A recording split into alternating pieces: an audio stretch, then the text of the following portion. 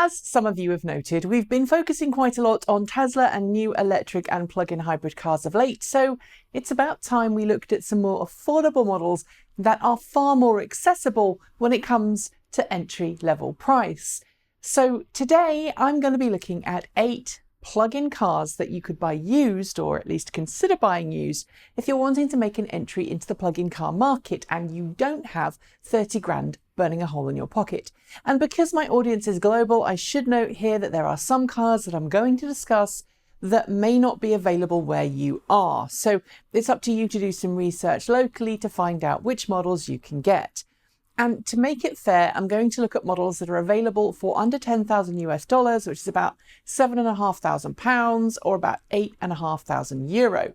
I should also note that some places might have the models I'm mentioning, but they won't be available at the kind of prices I'm talking about due to limited supply. So again, it's up to you to research locally.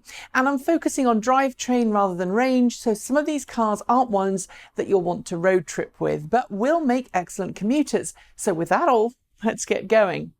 First up, let's look at the original Nissan Leaf. This car was hugely popular around the world, and there are now plenty of first-generation Leafs with both 24 kilowatt-hour and 30 kilowatt-hour battery packs, whose prices fall well below the price limit. Offering 5 seats and a decent drive, these Leafs now have some battery degradation, so it's important to ask sellers about the status of the traction battery, not 12-volt battery, and if possible, get an extended test drive just to see how far you can realistically drive per charge in each car you're looking at. Rapid charging was standard on some models and optional on others, which could help you make up for an aging battery pack on long distance trips. Better as a daily driver and a commuter rather than a long distance car, the Leaf is well built, pretty reliable, and it's worth remembering here that prices are low because there are so many to choose from, so pick wisely. I love the Leaf, and I've actually owned 2 high mileage examples. As long as you look after them, they'll look after you. The only caveat, if you live in a place with hot temperatures, you should avoid this car because of its lack of active thermal management, and you should make sure when you're buying a used Leaf that it's not one that has previously lived in a hot climate.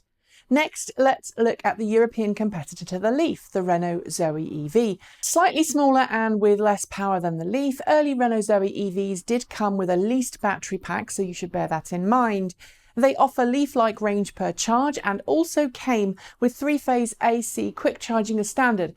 Prices in Europe have now fallen well within the limits I've set in terms of price, although the Zoes, some of them will be sold with a battery rental contract that you will need to factor into when you're making your purchase decision. This can be as little as €100 or pounds a month and as much as a couple of hundred, which could equal the amount you're currently paying on petrol or diesel if you live in a country where fuel taxes are high. The next car you may want to consider is a Mitsubishi iMiEV, which was sold both sides of the Atlantic, but which was also sold in Europe rebadged as the Citroën C0 and Peugeot Ion. One of the first modern EVs to come to market, this cute little Japanese K car seats 4 and comes with Todemo DC quick charging as standard. However, range isn't all that great, maxing out at about 100 kilometers, 62 miles in day-to-day driving, and maybe pushing a little further if you're talented with your right foot. Used examples sell at really stupid prices, so you really should consider one if you have short daily driving needs. I love the quirky design of the Mitsubishi iMiEV, but I will admit not everyone does. Oh, and if you get the Peugeot Ion or C0, you can gain the extra drive modes of the iMiEV just by making a little modification to the shifter gate, as Gavin, Kiwi EV Shoebridge, did about a year or so ago. I'll link to his video below. Next, let's look at the previous generation Smart fortwo ED. This car only seats 2 and may put some off, but with some examples now about half the price of the maximum I've set here as a price limit, they're super cheap. You can even get a convertible version if you like. Range, like the iMiEV, isn't great, but it's another great commuter, and the low-down batteries and rear-wheel drive makes the Smart fortwo ED one of the best handling smart cars ever made. Now to the bad bit. While some models exist in Europe with 3-phase 22 kilowatt fast charging, it was an option, US models don't have that, so you're stuck at charging with just 3 kilowatts, resulting in a charge time of 6-ish hours every time you drain the battery. The next car I'm going to look at is sadly only available in the US, but it's a cracking little pocket rocket if you can find one, and it's well made. I'm talking about the Chevy Spark EV, the electric precursor to the Bolt EV. Sure, it only offers 70 or 80 miles of range per charge, but it did also have the option of a DC rapid charging port. Without it, it's an okay commuter, but if you get one with DC rapid charging, long distances are possible. It isn't all that big inside though, and while you can do 5 adults for short trips, you won't want to do that for long distance ones.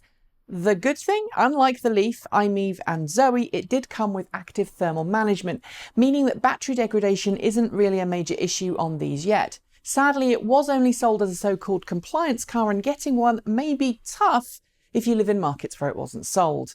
Maybe you fancy Italian styling then. In that case, the Fiat 500e might be a good buy for you. Like the Spark EV, it has liquid cooling for its battery pack, but never came with rapid charging. It's also on the small side, and while it'll work great as a 2+2 for a young family, luggage space isn't huge. That said, the 500e is actually one of the sportiest Fiat 500s you can get, and can give the now discontinued 500 Turbo a run for its money around town. It's no Abarth though, but it's still a great urban and suburban commuter, and I'd own one in an instant if I could afford it, because of its fun, responsive driving and timeless styling. I've focused on a couple of North American only models for the last few cars, so let's go across the Atlantic now to a Europe-only model in the form of the Renault Fluence ZE. No longer made, the Fluence ZE is available at a price point well below our max limit, but it's, well, probably the most boring electric vehicle in our list. It doesn't have rapid charging, has a pretty small boot because the battery takes up most of it, and it isn't the greatest when it comes to handling. But if you can live with the travelling salesman of the EV world, it's a decent buy. Range is similar to the early Leaf and Zoe, but it does have a party trick. It has charge points on either side of the vehicle, so it makes charging a little more convenient.